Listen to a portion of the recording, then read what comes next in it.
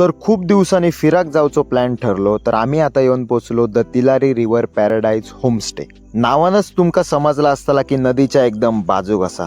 तर रूम मध्ये येऊन पोचलो. इंटेरियर वगैरे बघा, तुमका काय सांगूची गरज नाही सा.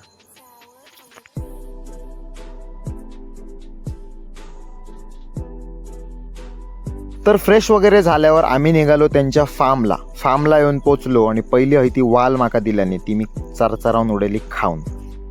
तांबडी भाजी, भुईमुग, वाली, चवळी, ऑर्गॅनिक सगळं. फार्म फिरण झाल्यावर आम्ही निघालो डायरेक्ट नदीर म्हटलं आता डुबकी मारल्याशिवाय पहिली आमका चैन पडायची ना. तर आम्ही आंतरराष्ट्रीय स्विमिंग प्लेअर आणलेले आहे, ते आता उडी मारणार आहेत. त्यांना जरा बघून घ्या.